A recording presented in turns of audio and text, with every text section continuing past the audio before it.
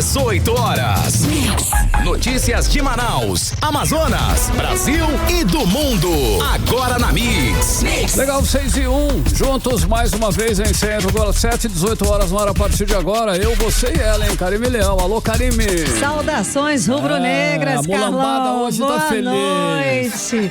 Feliz a vida. A redação ficou pequena para tanta torcida. Kennedson Paes daqui a pouquinho traz os detalhes pra gente no fim do programa. Ele assistiu todo o jogo, estava bacana. Quase infartando ali. Saudações, valeu, mulambada. Haja coração, mulambada. Deve ser muito triste não ser flamenguista. Ela jogou vinheta pra calar.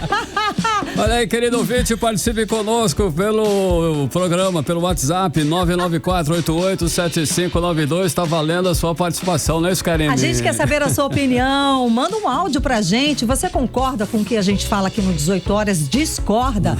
Participa do programa com a gente. Também vale a sua participação para você que está nos acompanhando ao vivo pela live do YouTube. Não esquece de seguir a gente nas redes sociais no @18horasnews. Anote aí 994887592 e participe conosco de mais uma edição do programa 18 horas aqui no Melhor Mix do Brasil. 18 horas. Karine, me dando um giro no trânsito agora, não é isso? Vamos lá. Vamos saber com o repórter André Meirelles como é que está a movimentação aí no CSU, na festa, no arraial do CSU. Boa noite, André. Trânsito. Boa noite, Karime, Carlão, aos ouvintes que nos acompanham ao vivo aqui na 100.7. Estamos aqui no 43º Festival Folclórico do Parque 10, o CSU do Parque 10. O número de pessoas, por enquanto, é bem tranquilo por aqui, mas a gente sabe, né, que só mais tarde começa um movimento grande. Agora, sobre o trânsito, vamos começar falando da Avenida Humberto Calderaro, antiga Paraíba, o qual nosso carro do 18 horas trafegou para chegar até aqui no CSU do Parque 10. Hoje, trânsito tranquilo, né? Trânsito com boa fluidez, inclusive aqui nas redondezas do CSU do Parque 10 também o trânsito está bastante tranquilo. E claro, a gente acredita que está assim tanto aqui nas redondezas do Parque 10 quanto também em vários pontos aqui da capital amazonense, esse trânsito assim por conta aí que vem do feriado, né, de Corpus Christi. Muitos ainda estão aproveitando hoje esse feriadão, né? E daqui a pouco a gente traz mais informações, Karime, Carlão. Tá ótimo, André Meirelles. Obrigada. Até daqui a pouco. Legal, André, 6 e 4. 18 horas. Agora conferindo os destaques do programa 18 horas de hoje. BR-319, remarcada para a semana que vem, nova audiência para resolver os impasses na rodovia. Fim de semana vai ser sem luz em vários pontos da cidade. Em Manaus, o feriado foi de buzinaço na direita, no Amazonas. Artistas dos Bombais de Parintins se juntam para controlar incêndio na alegoria do Caprichoso. Legal, 6 e 4, vamos juntos até às 7 da noite, conferindo, hein? Esses destaques aí e outros assuntos também, é claro, aqui no programa 18 horas. Os destaques, hein, desta sexta-feira, 20 de junho de 2025. Está no ar para você mais uma edição do programa 18 horas. 18 horas. E a gente começa o programa 18 horas de hoje com mais um capítulo da novela BR-319. Dias melhores virão. O presidente do Superior Tribunal de Justiça, ministro Hernan Benjamin, marcou uma nova audiência de conciliação para tratar do impasse sobre a pavimentação da rodovia, Karine. Carlão, e nessa nova rodada de negociação vai ser na próxima terça-feira, dia 24. Ela foi marcada depois que o Ministério Público Federal recorreu ao Superior Tribunal de Justiça contra uma decisão que tinha liberado o andamento das obras. Olha, essa nova audiência é uma tentativa de consenso entre órgãos do governo federal, instituições ambientais e representantes do judiciário, depois da audiência que aconteceu nesta terça-feira, dia 17, que terminou sem consenso algum. Ou seja, mais uma tentativa de acordo para essa obra que segue parada, sem decisões, nesse imbróglio judicial, nesse grande impasse. E o repórter Kennedson Paes, que está acompanhando esse assunto, traz essas atualizações pra gente agora ao vivo no 18 horas. Boa noite, Kennedson. Então, seguimos sem definição e isolados. É exatamente isso, Karime. Infelizmente, esse que é um dos assuntos essenciais para nossa Amazônia. Temos a BR-319 pavimentada, só que ainda não chegamos nesse nível de podermos comemorar A gente espera que dias melhores eles possam vir sim, Carlão, mas por enquanto esses dias ainda não chegaram. Essa primeira audiência de conciliação sobre a situação da BR, ela aconteceu no Superior Tribunal de Justiça, mas ali terminou sem nenhuma decisão definida.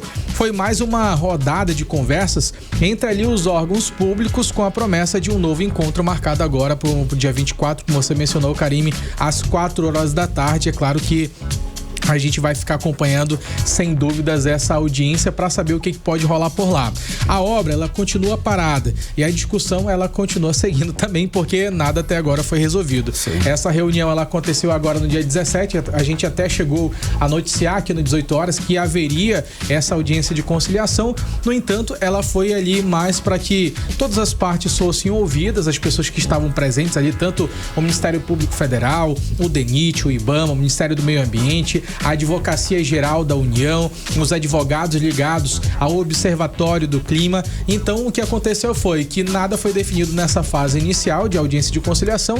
E na próxima audiência, o debate ele vai ser organizado em pelo menos 3 partes. A primeira parte vai envolver o DENIT e o Ministério dos Transportes. A segunda parte vai ser o Ministério Público Federal e também o Observatório do Clima. E a terceira parte vai ser com o pessoal do IBAMA, Ministério do Meio Ambiente, o ICMBio e também o Ministério dos Povos Indígenas, que ainda serão convidados para poder participar dessa audiência. É muito importante a participação dos povos originários, sem dúvida, porque é muito...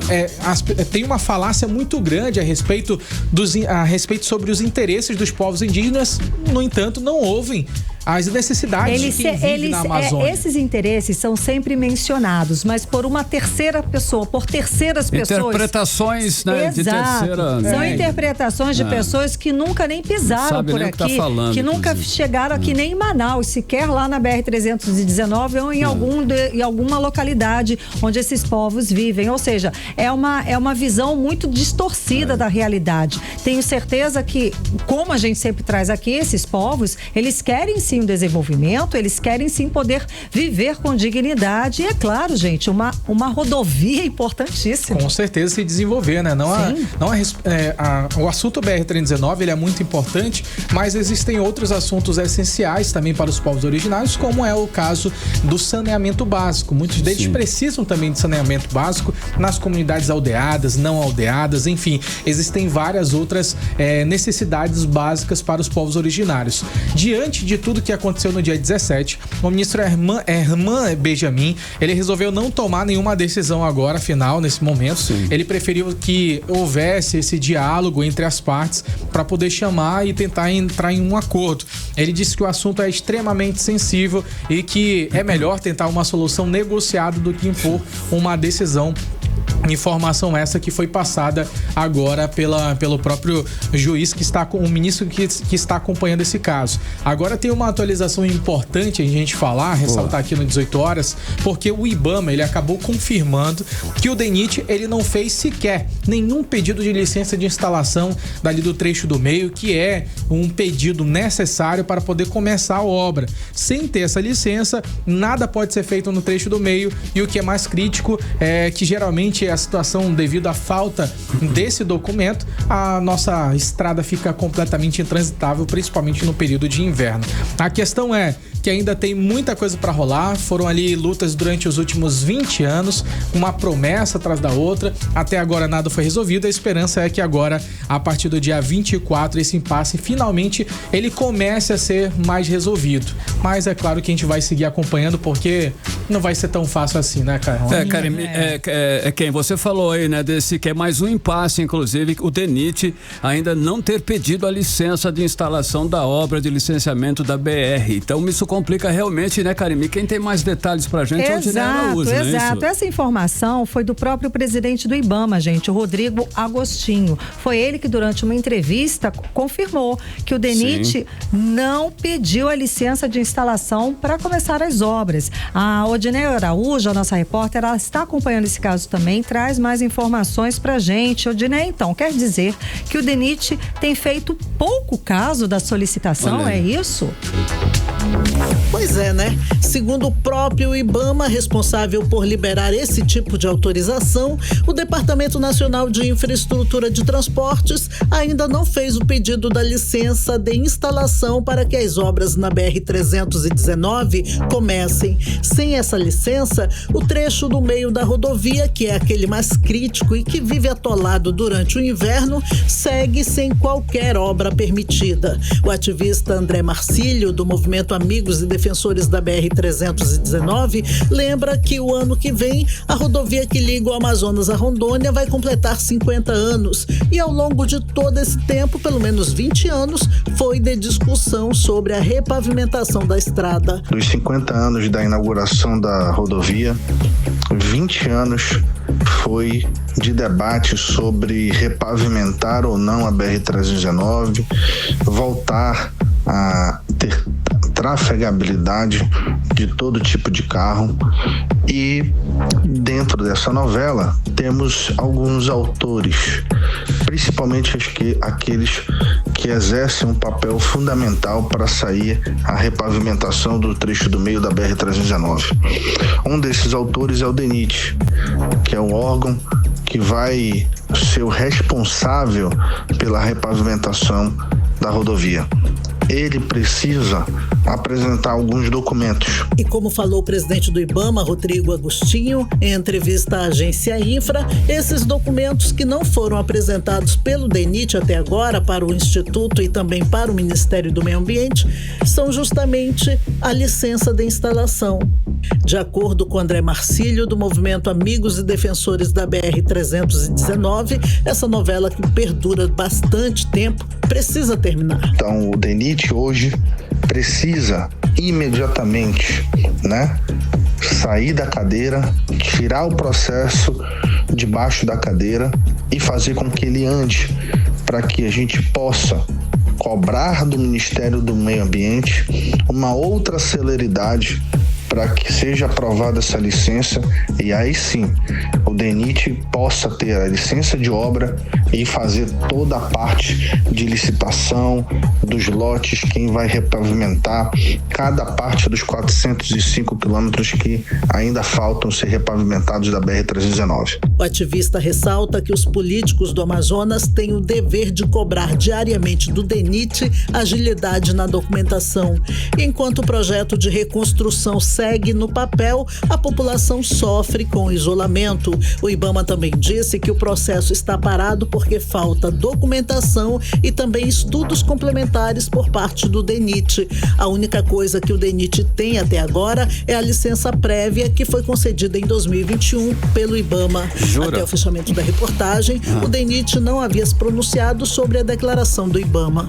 Volto com vocês. Que situação, hein? Odinei Araújo, obrigada pelas informações. Mas a gente está falando aqui que é um absurdo, né? A rodovia vai fazer 50 anos, gente. E ainda tem gente que acredita que a gente quer desmatar metade da floresta para construir do zero uma rodovia federal. Gente, claro que não. Essa rodovia já existe desde 1970. E ela tem grandes partes que funcionam legal. Funciona, as pessoas circulam. Aqui que não tá rolando. A economia circula, as pessoas trabalham, transitam por lá. Gente, é uma ignorância absurda esse tipo de afirmação. É um jogo de empurra. É um jogo de interesse ou então de falta de interesse político para que essa rodovia realmente saia do papel e as obras sigam, né? E a gente consiga ter uma rodovia trafegável para, e sim, a gente não ficar mais tão isolado do restante do país. 6h15, você no melhor mix do Brasil. 18 horas. Olha só, atenção você, morador de Manaus, hein? Essa é chata e vai te incomodar. Olha só, interrupção no fornecimento de energia elétrica, Karime, nesse calor em vários bairros da capital, ou seja, querido ouvinte, o fim de semana sem luz na cidade. Exato, Carlão. A concessionária vai realizar manutenções programadas na rede elétrica. E os desligamentos vão acontecer no sábado, dia 21, e no domingo, no dia 22, em diferentes horários. Aleatório. No sábado, a interrupção começa cedinho, logo cedo, às 8 horas da manhã, e segue até às 5 horas da tarde em alguns pontos. Entre os bairros afetados estão Nossa Nossa Senhora das Graças, Alvorada, Cidade Nova. Olha aqui, Flores, Karine. Ó, pertinho da tua casa, né? Já no domingo vai ser a vez dos bairros atingidos, que vão ser o Dom Pedro I, São José Operário, Redenção, Tancredo Neves, Colônia Antônio Aleixo, Distrito Industrial e o centro da cidade. Resumindo Manaus inteira. Exato. Bom, vamos lá. Para qualquer dúvida, o consumidor pode ligar para o 0800 701 3001. 0800 701 3001. Ou então também lá no site da Amazonas Energia tem a lista de todos os bairros e os horários com detalhes. Tá lá. É o amazonasenergia.tudojunto.com. 6h16, você no melhor mix do Brasil. 18 horas. Olha só, em pânico e desespero na galeria do Manoa hoje de manhã. O dono de uma assistência técnica morreu a tiros depois que um homem invadiu a loja disparando contra quem estava lá. Carlão, outras 2 pessoas ficaram feridas, vítimas desse ataque. As imagens desse acidente, viralizaram nas redes sociais. São imagens impressionantes. É possível perceber o pânico das pessoas que estavam ali em volta, porque, gente, foi hoje de manhã.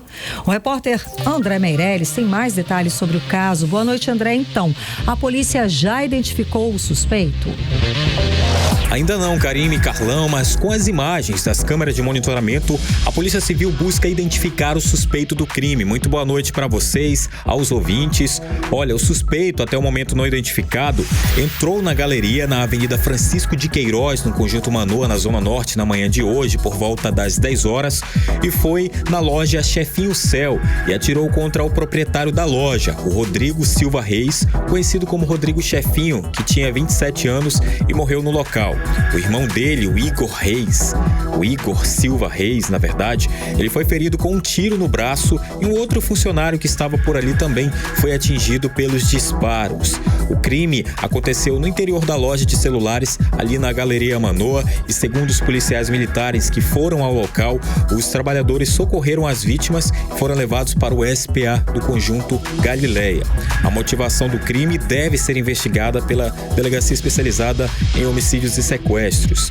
E por meio de nota, a administração da Galeria Manoa disse que acionou imediatamente a Polícia Militar e as autoridades competentes e que está prestando total apoio às investigações, fornecendo imagens das câmeras de segurança e demais informações necessárias. Para finalizar, a nota disse que a galeria disse que se solidariza com a família e amigos da vítima e reforça o compromisso com a segurança de todos os frequentadores do estabelecimento. E claro, a gente continua acompanhando esse caso e qualquer atualização a gente traz informações. Volto com vocês. Obrigada, André Meirelles, pelas informações e que susto, gente. Que ponto a gente chegou durante a manhã. É o que a gente tem comentado aqui, né? Tá recorrente, é um atrás do outro, é uma na sequência da outra. Exatamente. A situação tá realmente complicada. Não tem lugar mais seguro, nem dentro dos estabelecimentos. Imagina, você está lá na sua loja. Inocentes são atingidos, exato, né? Impressionante, porque vai todo mundo que tá no bolo, né? É uma situação realmente bastante delicada. 6h19, você no melhor mix do Brasil. 18 horas. Olha, participe conosco do programa 18 horas, hein? Estamos juntos até às 7 da noite aqui no melhor mix do Brasil, e o nosso WhatsApp é o 994887592. Mix. Política.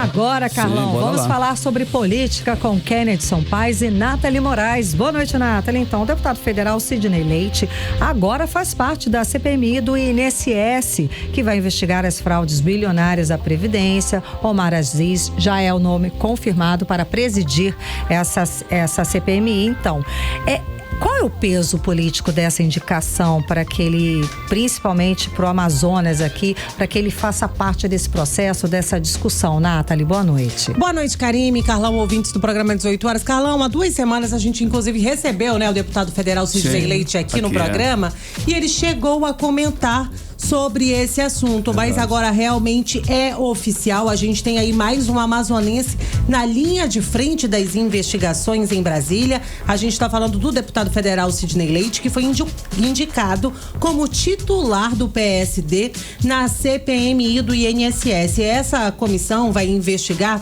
aquelas fraudes bilionárias com descontos indevidos aí nas aposentadorias e pensões. Um escândalo que realmente ganhou uma grande proporção aqui no nosso país. E para completar, como a Karime também adiantou, o senador Omar Aziz, também do Amazonas, é o nome mais forte aí para presidir essa comissão, né? Ele inicialmente tinha dito que não iria aceitar e aquela coisa toda, mas agora parece que realmente não tem outro nome, vai ser realmente o senador Omar Aziz, né? Sobrou pra ele. E ele conta aí realmente com o apoio direto do presidente do Congresso, o senador Davi Alcolumbre, né? Que desde o primeiro momento ele acredita que o Omar Aziz era o nome mais indicado realmente para presidir aí essa CPI. A CPMI foi criada nesta quarta-feira, na última quarta-feira, e a previsão é que os trabalhos já comecem aí nas próximas semanas, antes do recesso dos parlamentares. Então, assim,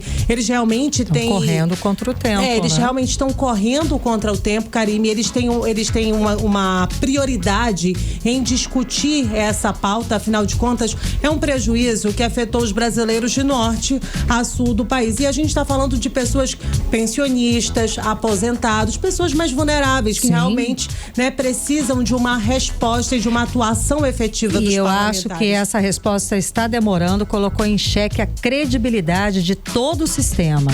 Então não há um brasileiro hoje em dia que confia, acredita no sistema político, no sistema do INSS. Já não era lá essas coisas. Já não era lá essas coisas, mas agora, agora só confirmou aquela desconfiança. Isso é tão prejudicial, gente, porque hoje a gente está vendo o processo das pessoas começarem a criar as próprias empresas, micro, pequenas empresas. Sim. O número de pessoas que são PJs tem sido muito grande. E o número de jovens, agora inclusive teve uma pesquisa recente que fala que o número de jovens é muito grande de que não quer ser CLT. Eles querem ser empreendedores. Esse é um dos grandes medos, né, de quem organiza o INSS, porque vai chegar um momento que não vai ter como, né, pagar quem deve, né? Mas porque vai acabando as contribuições. Né, Carlão? Não viu como o Lula acabou justificando? Agora a gente teve o assunto do IOF. Inclusive, ele acabou falando, olha, não dá pra gente ceder toda hora, então a gente tem que tirar de algum lugar, não dá pra gente ceder sempre e tal. O fato é que ele quis dizer, Carlão, que a conta quem paga sempre é a gente e sempre nunca é o eles, povo. né? Mas na verdade, e essa confusão desses descontos indevidos do INSS, agora tá rolando aquela briga. Começou na direita, não, foi no governo Lula, a gente não quer saber quando começou, a gente quer descobrir quem começou e quem chegou mais. Eu acho que a gente quer saber mesmo quando é que esses aposentados e pensionistas vão ser indenizados. Não existe, e o a gente só quer saber, né? Isso não existe, eles não vão ser indenizados. Pois é, e o que vai ser feito para que não haja novamente algum tipo de desvio ou de golpe? Essas respostas é o que a gente ainda não tem. Se pelo menos eles fossem presos e realmente pagassem pelo crime que cometeram. Pronto, já era alguma coisa. Pagar realmente é... Vamos lá, quem é aqui, ó? Feriadão, buzinaço na Avenida das Torres, a direita se manifestando ali fora Lula, né? Buzine fora Lula. O clima de protesto é da direita, a direita se manifestando, foi expressivo. O que rolou nesse movimento aí? Esse movimento tá ganhando força, como é que tá essa situação aí? Fora Lula, né, no caso. Então, Carlão, esse é um movimento que já vinha acontecendo ao longo do ano, muitos manifestantes, né, dessa ala mais conservadora da direita, eles já faziam essas ações regulares em alguns pontos da capital, inclusive ali a Avenida Djalma Batista, onde já tem inclusive uma base da direita Amazonas ali na Avenida Djalma Batista, sempre acontecia também essas ações, e nessa ação com certeza ali por conta do feriado, próximo do feriado, ali na semana em que o fluxo de veículos estava maior, eles acabaram fazendo essa situação, inclusive tem um vídeo para você que nos acompanha pelo YouTube do 18 horas, você pode acessar e ver o vídeo, dá pra gente também ter a noção do como é que estava movimentado por lá, e tinha um grande número de carros que acabavam passando, buzinando, e na realidade, Carlão, com certeza isso mostra que muitas pessoas estão apoiando essa causa. A gente também já noticiou aqui no 18 horas em relação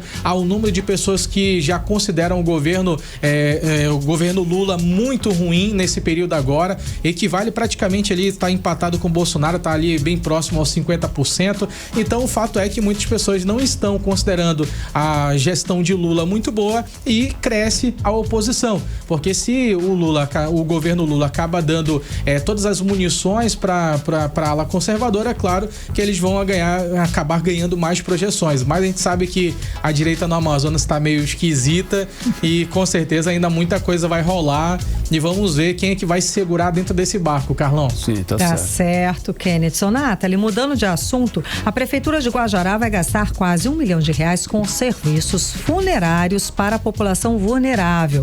Bom, vamos saber, teve licitação, como é que aconteceu e a repercussão política dessa medida? Karine, eu não sei o que acontece com esses políticos. Eles realmente querem colocar nariz de palhaço na gente, porque não é possível. Numa cidade onde não chega nem a 15 mil habitantes, vai gastar quase R$1 milhão com serviços funerários. Haja gente pra morrer, hein? E da população mais vulnerável, ou seja, uma parcela da população. Exatamente, não vai ser todo mundo, vai ser toda a população que vai ser atendida. E não é a primeira vez que a Prefeitura de Guajará se envolve aí nesses escândalos, tá? E Guajará é um município do interior aqui no Amazonas, homologou um contrato de quase R$1 milhão em serviços funerários destinados à população de baixa renda, como a Karine disse, aí a população mais vulnerável. Esse documento, ele foi assinado pelo prefeito Adaildo Melo Filho, e o contrato aí prevê um transporte, prevê desde o transporte funeral, a preparação do corpo, a ornamentação das urnas e até locação de capelas. Só que o problema é que lá não tem capela, então a primeira pergunta já começa. Não era melhor fazer uma do que contratar isso? Começar do começo? Aí tudo seria para atender as demandas da Secretaria de Assistência Social. Mas é difícil fechar essa conta porque o número de mortes lá no município não é tão grande. A gente está falando de um município que não chega a 15 mil pessoas. Então, assim, sei lá, morrem 2 pessoas por mês. Então, justificaria isso, justificaria, né? Um gasto tão alto, né? Não que não merecesse, claro, todos merecem aí o enterro, os últimos, né, as despedidas de forma digna, claro. Só que o que acontece? Recentemente, o prefeito Adaildo Melo Filho, que é ligado ao governador Wilson Lima, foi recentemente investigado aí pela Polícia Federal por suspeita de desvios de recursos. Pronto. E aí, né, inclusive, essa operação na época foi batizada de Embarque Fantasma. E além de ter sido investigado recentemente pela Polícia Federal, ele também já foi investigado pelo Tribunal de Contas do Amazonas, que chegou a suspender outros pregões lá no município de Guajará por falta de transparência nos editais. Até o momento, né, ele não respondeu de forma, porque a população lá no município questionou realmente esses valores. Nathalie? Não, é o município de Guajará mesmo. Então é Amazonas, né? É Amazonas. Local, certo. Mas o histórico do município, né, com todos esses escândalos, realmente ligou ali o alerta da população. Que está cobrando, exato, né? E aí, só para eu encerrar aí a lista de escândalos envolvendo o prefeito, ele também já foi multado pelo TRE no ano passado por divulgar aí pesquisa eleitoral de forma irregular. Ou seja, já pode pedir música, né, Nathalie? É uma sucessão de escândalos, né? Olha só, em ritmo de pré-campanha, o senador Eduardo Braga, ele está rodando o interior e nesse final de semana ele vai dar esse giro. Ele está chegando lá em Parintins, olha aí. Qual foi o tom dos discursos? Então, Carlão, o tom já é de campanha, né, Carlão? Não tem o que falar. A questão é que o senador Eduardo Braga, ele tem feito uma atuação muito grande lá no Senado, tem representado bem o Amazonas em grandes ações, principalmente quando a gente fala em relação à segurança pública. Sim. Ele anunciou ali um investimento muito grande em questão da Guarda Municipal, que vai fortalecer ainda mais o patrulhamento ostensivo aqui em nossa capital.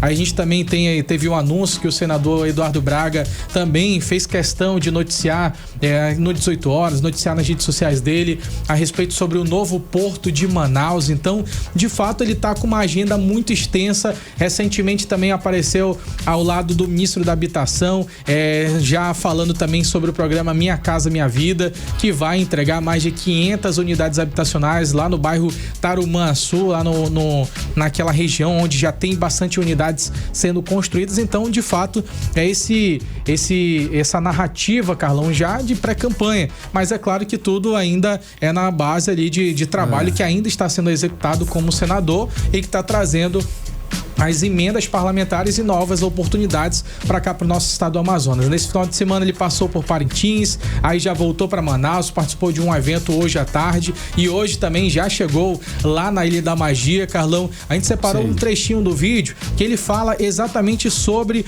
esse novo investimento, que é um investimento muito grande que vai acontecer aqui no centro de Manaus. Vamos ouvir agora o senador Eduardo Braga.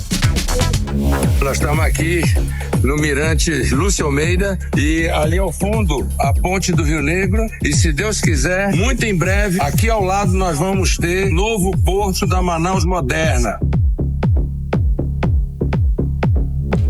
Além disso, Carlão, tem um outro detalhe para quem nos acompanha aqui no 18 Horas da Mix. Pelo vídeo a gente consegue visualizar essa movimentação muito intensa da proximidade do senador Eduardo Braga ao lado do prefeito Davi Almeida, ao lado do Renato Júnior. Lembrando que recentemente teve toda aquela situação que rolou nos bastidores, que possivelmente especulações de que o Renato Júnior tinha possivelmente ali finalizado um acordo com o prefeito Davi Almeida, só que Renato já confirmou que está alinhado com o prefeito Davi Almeida. Também essa proximidade mostra que o grupo está unido, Carlão. E com certeza algo pode mudar aí no rumo da 2026. A gente sabe que ainda vai chegar e com certeza muita coisa ainda vai mudar, porque aparentemente eles estão aliados e bem fortes. Olha, eu acho que uma coisa que a gente pode ter certeza que muita coisa vai mudar. Isso daí a gente pode ter certeza com relação a essa situação política, né? Exatamente. Obrigada pelas informações, Nathalie Moraes e Kennedson Paz. Valeu, Ken. 6h32, você no melhor mix do Brasil. 18 horas.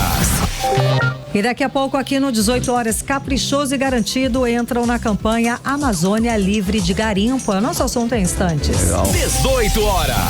Para 6h32, Karime, vamos dar aquele giro no trânsito? Vamos falar com o repórter André Meirelles e destacar uma questão, gente. Vamos lembrar, a partir de segunda-feira, passagem de ônibus não se paga mais em dinheiro, não é isso? André Meirelles, boa noite. Trânsito. Muito boa noite, é isso mesmo, Karime, Carlão, você que nos acompanha ao vivo aqui na 100.7 Mix FM Manaus. Já a partir desta segunda-feira, dia 23, então, estações, terminais e 14 linhas de ônibus aqui de Manaus não vão mais aceitar o pagamento em dinheiro físico. Segundo o Sinetran, a mudança ela busca agilidade e segurança no transporte coletivo. As linhas afetadas inicialmente são as linhas, aguenta aí, 209, 125, 672, 019, 690, 605, 623, 616, 042, 102, 625, 708, 300 e a 470, E também para facilitar o embarque, segundo o Sinetran, está emitindo cartões Passa Fácil sem necessidade de agendamento. Pode ser ali solicitado nos postos que funcionam na sede da Avenida Constantino Neri, no Shopping Felipe Dal, no Terminal 7, das 7 da manhã até as 4 da tarde, 4h45 da tarde, e nos demais terminais de integração que funcionam das 7 da manhã às 7 da noite, de segunda a sexta-feira. E é preciso apresentar o RG, CPF ou ali a identidade única para a segunda via do cartão. Agora, para quem precisa, na verdade, da segunda via do cartão, tem que pagar uma taxinha aí de R$20, Além do cartão Passa Fácil, os passageiros que utilizam o transporte público vão poder pagar as passagens com cartões de crédito, de débito ou pelo QR Code disponível no aplicativo Cadê Meu Ônibus, para que você possa fazer a recarga. Então, só para esclarecer a dúvida, nesse momento você que necessita aí de utilizar o ônibus, mas paga com dinheiro, ainda não tem esse cartão Passa Fácil, ele está sendo emitido para quem não tem ainda o cartão Passa Fácil, totalmente gratuito aí nesses postos de atendimento que a gente falou agora há pouco. E agora a gente fala do trânsito rapidamente antes de entregar aqui pela Avenida Padre Agostino, que fica aqui próximo, em frente mesmo à Lagoa da Compensa, que é onde a gente está nesse momento. O trânsito por aqui tá tranquilo, Essa retenção que acontece é apenas do semáforo que vai ali no sentido Avenida Brasil. O demais é isso, Karime, Carlão. Muito obrigada pelas informações, André Meirelles. Ok, André, 6h35 em Manaus. 18 horas. Agora conferindo a previsão do tempo e temperatura. E hoje é sexta-feira, previsão para o final de semana. Com ela, Vanessa Lima. Previsão do tempo. Boa noite, Karime e Carlão, e a todos que acompanham a previsão do tempo com a gente aqui na 18 horas. Sexta-feira de sol e com muita nebulosidade na cidade. Agora, no final da tarde, as nuvens ficaram mais carregadas, mas apenas para deixar a temperatura mais amena, porque não temos previsão de chuva para a noite dessa sexta-feira. E agora, a previsão do tempo para o fim de semana, 21 e 22 de junho, sábado e domingo. Segundo o Clima Tempo, o sábado vai começar com sol e com muitas nuvens, do mesmo jeito da sexta-feira. No começo da tarde, essas nuvens podem ficar mais carregadas e podem trazer algumas pancadas de chuva. Mas essa chuva promete ser leve e não vai durar até a noite. A temperatura nesse sábado varia entre mínima de 24 e máxima de 31 graus e a umidade relativa do ar fica em torno de 70% a 95%. E agora o domingo. O domingo que pode começar chuvoso de manhã, mas de forma leve. Nós vamos ter aberturas de sol que vão deixar a temperatura do domingo bem quente. E no decorrer do dia, temos chance de 70% dessa chuva voltar à tarde. E a noite também pode ser chuvosa para encerrar o final de semana aqui na capital. A temperatura nesse domingo varia entre mínima de 24 e máxima de 30 graus. Vanessa, vamos lá. E hoje, dia 20 de junho, começa oficialmente o inverno no hemisfério sul e aqui no Brasil. Só que pra gente é diferente, né? O período é o período de maior calor e pouca chuva, não é isso, Vanessa? Sim, é verdade. Embora o termo inverno, né, ele possa representar baixas temperaturas, aqui pra gente, pra região norte, não é bem assim. Nesse contexto do hemisfério sul, especialmente em áreas como a Amazônia e partes do Brasil, o inverno significa um período de menos umidade e mais calor com pouca chuva. Então, mesmo sendo inverno, nós ainda podemos experimentar temperaturas mais altas e secas em algumas regiões. A previsão climática do Instituto de Meteorologia indica condições favoráveis para ocorrências de chuvas próximas ou abaixo da média das chuvas que nós já temos. Ou seja, o tempo chuvoso, tudo na normalidade. E é importante destacar que essa falta de chuvas no sul da Amazônia, ela é bem comum durante essa época e pode acarretar mais incêndios, né, queimadas florestais. Então é sempre bom a gente ficar atento e não fazer nenhuma queimada. E apesar de ser inverno também, não está descartada a possibilidade, porque assim, né, o inverno aqui pra gente ele é trocado. É o contrário, É o contrário. Não está descartada a famosa friagem, né, aqueles dias que nós temos umas temperaturas mais baixas. Por isso que é bem importante a gente ficar sempre de olho nas mudanças climáticas e acompanhar o tempo aqui com a gente no 18 horas, né? Não, Karime, Carlão? Sem dúvida, Vanessa Lima sabe tudo. Obrigada, Vanessa. Bom fim de semana. Valeu, Vanessa. 6h37. Bom fim de semana pra você. Você é no melhor mix do Brasil, hein? 18 horas. Olha só que legal. A Prefeitura de Manaus anunciou o curso de formação para 150 candidatos para o cadastro reserva do concurso da Guarda Municipal, Karine. Exato, Carlão. O anúncio foi feito pelo próprio prefeito Davi Almeida. A medida faz parte de uma importante expansão na segurança pública municipal, como explica o repórter André Meireles. O curso de formação para 150 candidatos do cadastro reserva da Guarda Municipal foi anunciado nesta sexta-feira, 20 de junho. Ao lado do secretário municipal de Segurança Pública e Defesa Social, Alberto de Siqueira, o prefeito Davi Almeida destacou a importância da ação para o reforço na segurança da cidade.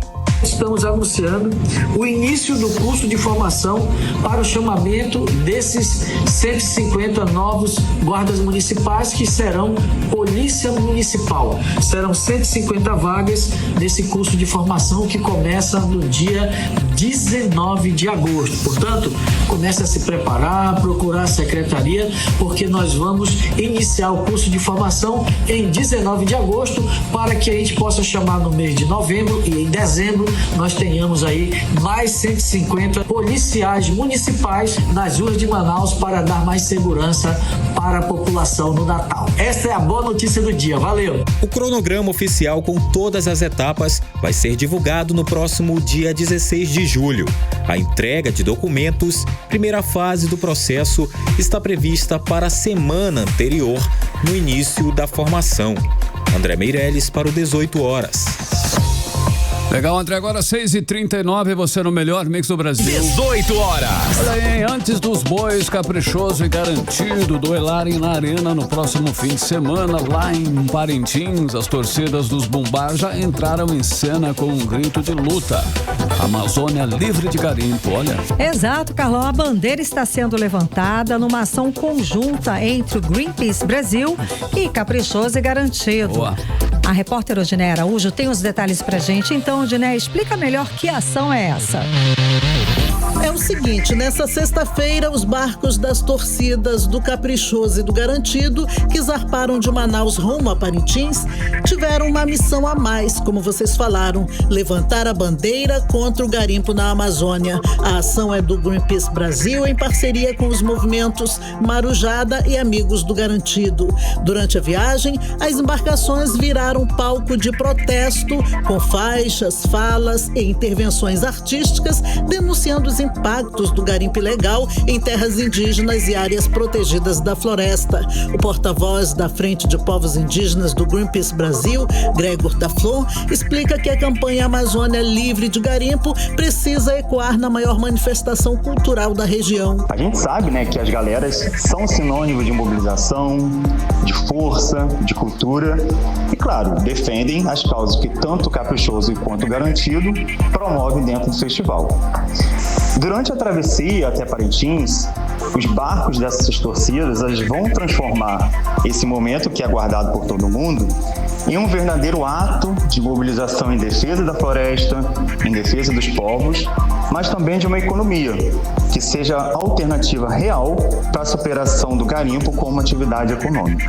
Ainda segundo Gregor da Flon, porta-voz da Frente de Povos Indígenas do Greenpeace Brasil, a Amazônia precisa estar livre da destruição causada pelo garimpo.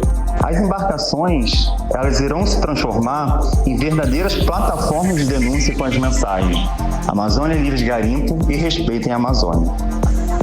Outras faixas e intervenções vão fazer o alerta de que 97 mil hectares de floresta, tanto em unidades de conservação e terras indígenas, já foram destruídos pelo garimpo no bioma amazônico.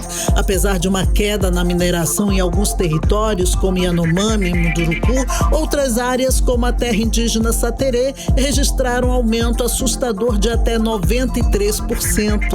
O Parque Nacional dos Campos Amazônicos também sofreu avanço de 86% no garimpo em menos de um ano. Volto com vocês. Obrigada pelas informações, Odiné Araújo. 18 horas. Olha, durante o feriado de Corpus Christi, a Prefeitura de Manaus anunciou uma ação que vai fazer a diferença na vida de muitos servidores da educação. Exatamente, Carlão. O prefeito Davi Almeida informou que vem aí uma força-tarefa para regularizar 10 mil progressões funcionais de servidores da Secretaria Municipal de Educação. Olha aí a meta, zerar essas pendências até novembro desse ano. Segundo o prefeito Davi Almeida, essa é uma forma de valorizar aí os profissionais da educação municipal. Pra gente ter uma ideia, já foram garantidas 4.500 progressões e a expectativa é atingir 10 mil. A medida representa avanço real com impacto direto no salário da Previdência e beneficiado também quem está próximo da aposentadoria. Mix. Olha, escuta esse dado, hein? De 2023 para 2024, o furto de veículos no Amazonas aumentou 18,91%. O levantamento é do mapa da Segurança Pública. André Meirelles tem mais detalhes sobre esses dados. Boa noite, André. Então, 2024 foram mais de 1.000 furtos de veículo? É isso mesmo, o furto de veículos no Amazonas disparou em 2024. Muito boa noite, Karime, Carlão, aos ouvintes. Segundo o mapa da Segurança Pública, que foi divulgado pelo Ministério da Justiça, o aumento foi de 18,91%. Em 2023, foram 1.608 ocorrências. Em 2024, o número saltou para 1.912. Isso representa uma taxa de 159,1 furtos a cada 100 mil veículos, um índice maior do que a média nacional.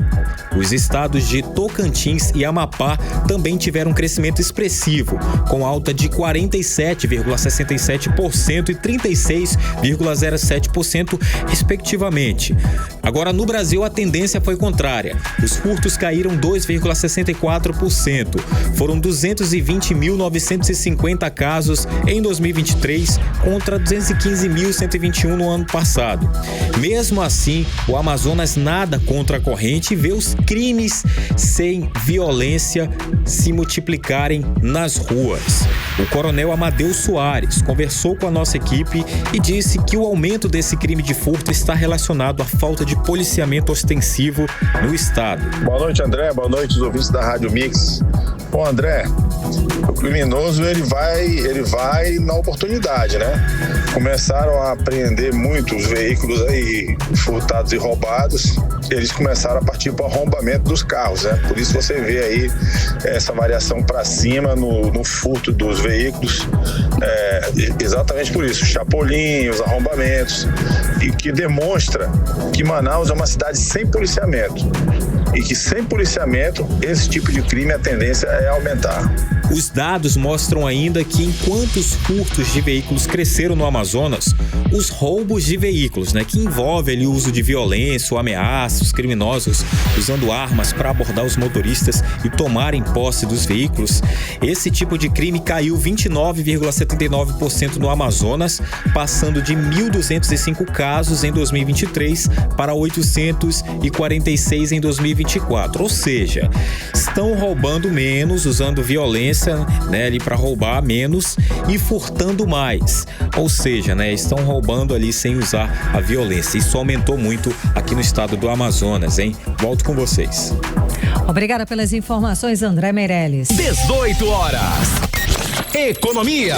E agora, conferindo os indicadores econômicos de hoje, o dólar fechou em alta de 0,45%, cotado aos R$5,52. O euro fechou em alta de 0,82%, aos R$6,36. O Bitcoin em queda de 0,42% ao R$574.282. E o Bovespa fechou em queda de 1,14% aos 137.133 pontos. E os consumidores brasileiros gastaram quase 15 bilhões de reais em cerca de 190 milhões de encomendas internacionais em 2024. As informações são da Receita Federal. Olha aí, com a taxação das remessas internacionais, incluindo as multas, o governo arrecadou 2,88 bilhões de reais no ano passado, alta de 45% na comparação com o ano de 2023. E taxas da blusinha contribuiu para o resultado. 6h47, você no melhor mix do Brasil. 18 horas. Olha só, Karine e ouvintes, que situação. Sexta-feira de susto, lá na concentração do Boi Caprichoso em Parintins. Parte de uma alegoria. Pegou fogo hoje pela manhã. O incêndio aconteceu na concentração do Bombódromo, hein, Karine? Exato, Carlão. E começou quando os trabalhadores faziam os ajustes finais na alegoria. Nathalie Moraes tem os detalhes pra gente. Boa noite mais uma vez, Nathalie. Então, os artistas dos dois bombais foram juntos ajudar a controlar esse incêndio, não é isso, Nathalie? É isso, Karine. Mais uma vez, boa noite para você, para o Carlão, para todos os nossos ouvintes. Mas esse realmente foi um dos fatos que mais chamou a atenção, o ato de solidariedade, mostrando que independentemente de você ser vermelho e branco, azul e branco, não existe rivalidade fora do bombódromo. Os artistas dos dois bombais, sim, tanto os caçauerés, tanto os paxés, que são as pessoas que levam ali as alegorias para o bombódromo, eles se uniram realmente e tentaram apagar as chamas, e eles conseguiram, viu, Karine? Antes da chegada do corpo de bombeiros, eles conseguiram controlar essas chamas que podiam ser vistas de muito longe. Essas chamas atingiram a cabeça de um gavião. Para quem nos acompanha pelas redes sociais, a gente tem as imagens aí desse incêndio na concentração do bombódromo lá em Parintins, que atingiu a cabeça de um gavião, a peça que faz parte de uma das grandes estruturas de uma alegoria do boi bumbá azul e branco. As testemunhas contaram que o fogo começou ali por volta das 10h55 da manhã, durante um trabalho de reposicionamento de um módulo de alegoria que estava virado por conta da chuva. E aí, segundo informações, os operários trabalhavam ali na base da escultura, que continham um material altamente inflamável. Vale a gente destacar, né, Carlão? Todas essas alegorias é muito inflamável, né? A tinta, isopor, todo o material realmente contribui para qualquer situação de incidente como o que aconteceu na manhã desta sexta-feira. Mas o presidente do Boi Caprichoso, Rossi Amoedo, fez questão de agradecer a solidariedade dos contrários, né? E garantiu que o Caprichoso segue firme e deu um prazo de 2 dias para reformular e refazer aí essa alegoria. Tenho certeza que vai estar pronto, vai estar maravilhosa. Infelizmente não teve feridos, mas eu tenho muito assunto de Parintins aqui. Vamos correr. Pra falar. Karime, lembra que ontem a gente falou aqui que o barco do Movimento Amigos do Garantia do Céu de Manaus chegou em Parintins. Foram 17 horas de viagem de Manaus até a Ilha Tupinambarana. Na chegada, os torcedores que já estavam em Parintins fizeram uma recepção do tamanho da paixão vermelha e branca para receber 450 torcedores encarnados. Foram fogos, música e muita emoção. A festa foi grande no meio do rio e agora segue com força total lá na Ilha da Magia. Mas também teve confusão lá em Parintins, porque já tem fila se formando para quem quer ir para o Bombódromo. E atenção, brincantes e foliões de Parintins. Tem mudança nas regras das galeras do Bombódromo. O Ministério Público do Amazonas se reuniu aí com autoridades e representantes dos bois para coibir a ocupação antecipada e a venda ilegal de lugares nas filas. A gente está há 7 dias do festival, Karine, mas já tem gente dormindo e já tem gente marcando o lugar. Até há 14 dias, há uma semana atrás, já tinha gente dormindo lá na frente do Bombódromo, usando cadeiras, colchonetes, tendas improvisadas e até pichando a calçada para marcar lugar. Foi uma confusão grande e na madrugada de hoje teve uma briga, onde 2 mulheres chegaram realmente a se agredir com socos e tudo. Mas agora esse vídeo viralizou, sabe, nas redes sociais. Exatamente, mas agora tá definido, tá? A fila só pode ser formada a partir das 10 horas da manhã do dia 27 de junho. E aí, eles dispersaram todos que estavam lá? A polícia foi pra lá, botou todo mundo voltou pra casa e qualquer marcação antes disso vai ser removida. Tá? Você pode realmente ter que assinar ali um termo circunstancial de ocorrência por descumprir tudo isso. Para encerrar, Karime, eu sei que já estou em cima da hora, pela primeira vez depois de 60 anos de história do festival. Olha só, Carlão, a gente vai ter no Festival Folclórico de Parintins esse ano um momento inédito na cobertura jornalística. Isso porque todas as grandes redes de TV aberta do Brasil se credenciaram para acompanhar. Eu tô falando aí da Globo, Record, SBT. Sensacional! Todo mundo confirmado para fazer uma baita cobertura. Festa nacional. Que legal! Realmente vai ser Parintins para o mundo. Para o mundo, para o Brasil e para o mundo. Ficou até arrepiada. Ela ficou... Agora a gente espera que eles saibam o que vão falar, né? De repente pode a gente espera que eles tenham dado uma estudada no conteúdo. Tomara que eles tenham tido esse respeito com a cultura aqui do estado do Amazonas, né? Estudar um pouquinho para não falar besteira. E agora, além da TV A Crítica, a Globo e todas as outras grandes emissoras do Brasil vão mostrar para o Brasil inteiro. Maravilhoso. Toda a emoção da Ilha Tupinambarana. Estão fazendo um curso rápido de Festival de Parintins para essa cobertura. Tomara. Nathalie Moraes, você pode ajudar se quiser. Me contratem, viu? Tá ótimo. Obrigada pelas informações. Mix. Olha só, como a Nathalie já falou, faltam exatamente 7 dias pro Festival de Parintins e a galera encarnada está naquele ritmo de esquenta. Tem festa, tem ensaio, tem batucada e tem muito grito de guerra marcados para esse fim de semana. E não para por aí, Carlão, tem muita coisa. Para quem ficar aqui em Manaus nesse fim de semana também tem muita opção, com música, cinema, exposição. Vanessa Lima traz pra gente as dicas desse fim de semana. Vamos acompanhar. Fim de semana em Manaus chegou com tudo. Se você está procurando por diversão, cultura ou apenas um momento relaxante, tem programa pra todo gosto. Vem comigo agora que eu te conto o que tá rolando de melhor na nossa cidade. Já nessa sexta, o Sambódromo vai receber o Curral, o 5º e último da temporada do Boi Garantido, com o tema Bye Bye Manaus, Alô Alô Parintins. Vai ter show com P.A. Chaves, Julieta Câmara, Márcia Novo, Sebastião Júnior e muito mais. A festa começa às 9 da noite e a entrada é franca. E no Dia Internacional do Yoga, o coletivo Yoga Manaus está preparando uma programação especial para celebrar essa data. É sábado, dia 21 de junho, a partir das 9 da manhã, o mercado de origem da Amazônia vai ser palco dessa imersão em diferentes práticas de yoga. Não importa se você é praticante experiente ou se está apenas começando, leve seu tapete e não perca a chance de se conectar com o seu interior e com a natureza. Mas para quem curte mesmo um arraial, as programações juninas estão a todo vapor. O arraial do CSU vai até o dia 6 de julho, das 6 da tarde até a meia-noite. O arraial da Alegria no Shopping Via Norte vai até o dia 29. E a última chamada para o Festival Folclórico do Amazonas é nesse fim de semana. A programação termina nesse sábado, dia 21 de junho. E o domingo também tem programação. Se você é fã de K-pop, não pode perder o Estúdio K-pop. É no dia 22 de junho, na Praça de Alimentação do Estúdio 5. O evento começa às 1 da tarde e vai até às 7 da noite, com apresentações, comidas típicas coreanas e concurso de K-pop cover. E em comemoração ao Dia Mundial do Skate, a pista de skate da Ponta Negra recebe nesse domingo bandas de rock, grupos de rap e DJs para fortalecer a cultura street aqui em Manaus. Vai ter campeonato masculino e feminino de skate e o evento começa às 2 da tarde e vai até às 10 da noite. Então você não tem desculpa para não curtir o melhor da programação gratuita nesse fim de semana aqui em Manaus. Legal, tô no K-pop. Está ouvindo 18 horas. Agora 6h55, você no melhor Mix do Brasil. 18 horas. Esporte.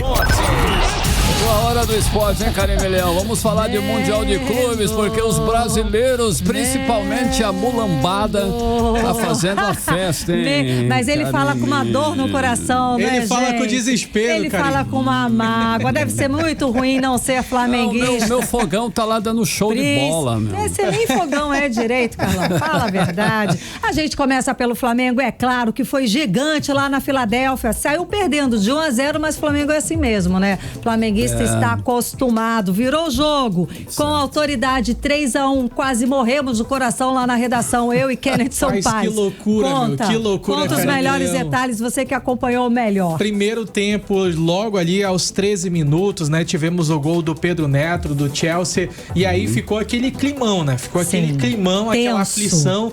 Só que como todo torcedor flamenguista sabe, é sempre desse jeito. Isso que é Flamengo, cara. Isso que é o ai Jesus. É aquele ai Jesus. E aí, cara, pouco tempo depois, né? Na realidade, bastante tempo depois, já no segundo tempo, foi o momento em que Felipe Luiz, ele teve uma ação que chamou muita atenção.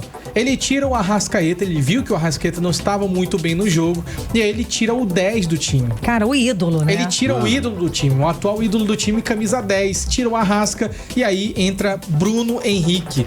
Que visão de jogo do Felipe Luiz. Felipe Luiz conseguiu fazer o jogo virar em 3 minutos, gente. Tava 1-0, e aí, depois de 3 minutos, tivemos 3 gols incríveis. E nada melhor do que ser coroado aí esse lance do Felipe Luiz com o gol do Bruno Henrique, que foi aos 62 minutos. Depois, o Danilo fez um gol praticamente replay do mesmo jeito lá dentro da área, que foi aos 65 minutos.